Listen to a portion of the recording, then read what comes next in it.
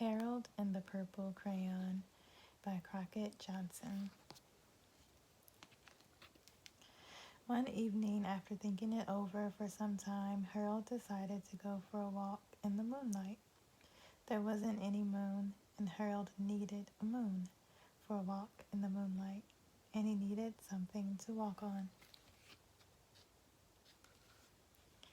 He made a long straight path so he wouldn't get lost, and he set off on his walk, taking his big purple crayon with him.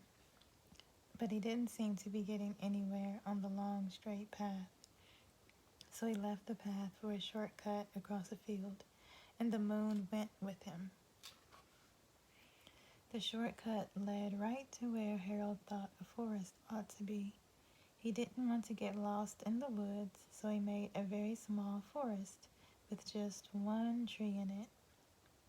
It turned out to be an apple tree. The apples would be very tasty, Harold thought, when they got red. So he put a frightening dragon under the tree to guard the apples. It was a terribly frightening dragon. It even frightened Harold. He backed away. His hand holding the purple crayon shook. Suddenly he realized what was happening, but by then Harold was over his head in an ocean. He came up thinking fast, and in no time he was climbing aboard a trim little boat. He quickly set sail, and the moon sailed along with him.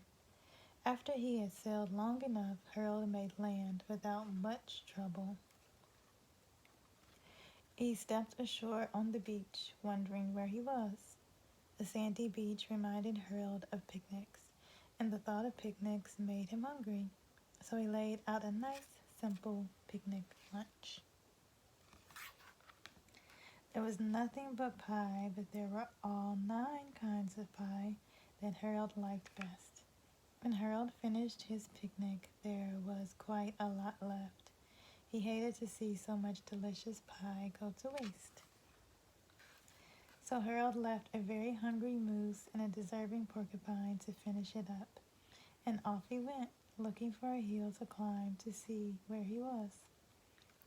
Harold knew that the higher up he went, the farther he could see, so he decided to make the hill into a mountain. If he went high enough, he thought, he could see the window of his bedroom. He was tired, and he felt he ought to be getting to bed. He hoped he could see his bedroom window from the top of the mountain. But as he looked down over the other side, he slipped, and there wasn't any other side of the mountain. He was falling in thin air. But luckily, he kept his wits and his purple crayon. He made a balloon, and he grabbed onto it, and he made a basket under the balloon big enough to stand in. He had a fine view from the balloon, but he couldn't see his window. He couldn't even see a house. So he made a house with windows, and he landed the balloon on the grass in the front yard. None of the windows was his window. He tried to think where his window ought to be. He made some more windows. He made a big building full of windows. He made lots of buildings full of windows. He made a whole city full of windows, but none of the windows was his window. He couldn't think where he might be. He decided to ask the policeman. The policeman pointed the way Harold was going anyway, but Harold thanked him. And he walked along with the moon, wishing he was in his room and in a bed. Then suddenly, Harold remembered. He remembered where his bedroom window was.